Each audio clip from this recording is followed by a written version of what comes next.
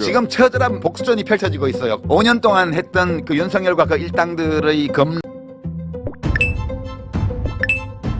윤석열은 현재 탄핵을 기정사실로 인정하고 헌재에서 모든 승부를 보려고 합니다. 그런데 헌재 출신들은 그렇게 상황을 안 보는 것 같습니다.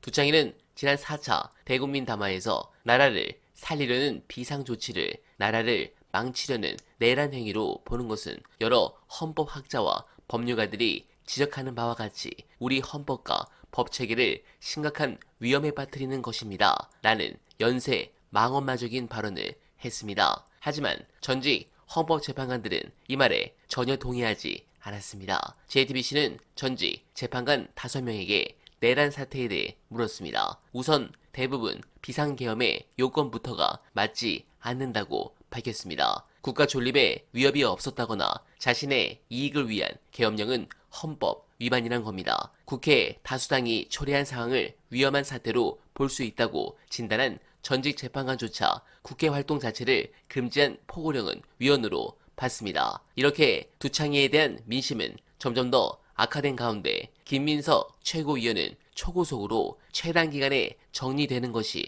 불가피하다고 말했습니다. 윤이 이재명 대표의 최종심까지 버티기 위해 재판 지연 전략을 쓸 수 있다며 이미 견제에 들어갔습니다. 또한 신장식 조국혁신당 원내대변인은 절차 자체를 지연시킬 여지가 있다고 말했습니다. 네, 좋습니다. 관련해 중요한 영상 보시고 이어가 보겠습니다. 새로운 역사의 장을 여는 순간이 될 것 같고 이제 우리가 그 다음 문제들 탄핵안이 통과되는 걸로 이제 끝나는 게 아니고 탄핵 이후를 이제 생각을 해야 되잖아요. 여러 고민들을 좀 같이 했으면 좋겠고 이게 이제 단순히 누구를 징벌하자라고 끝나는 게 아니라 탄핵 이후에 어떤 희망을 얘기할 수 있는 국면을 좀 만들었으면 좋겠다. 네. 왜냐면 이번 탄핵은 너무 결과가 정해져 있는 거라서 박근혜처럼 이제 맘졸이는 탄핵이 아니거든요. 결과가 정해져 있는 상태에서는 거의 곧바로 대선 전국으로 이렇게 사안이 전환이 될 거라서 그러면 어떤 사람들을 위해서 우리가 목소리를 낼 것이냐. 어제 그 탄핵 관련 집회에 나오신 어떤 그 직업여성분이 본인이 본인 스스로 이제 술집 여자라고 네. 하면서 소외된 목소리들도 이제 들릴 수 있는 게 민주주의여야 된다. 네. 그러니까 거꾸로 네. 생각하면 저는 윤석열이라는 그 괴물 정권 이게 이제 단순히 한 사람의 괴물이 문제가 아니라 저자들이 누구를 괴롭히고 누구를 탄압했는지를 떠올려 보면 앞으로 이제 희망을 얘기하는 게 어디서부터 출발해야 되는지가 나오지 않을까. 네. 윤석열한테 탄압받았던 사람들의 목소리를 정치권이 어떻게 반영해서 희망을 얘기할 것인가. 그게 윤석열 탄핵의 새로운 출발이어야 되지 않을까.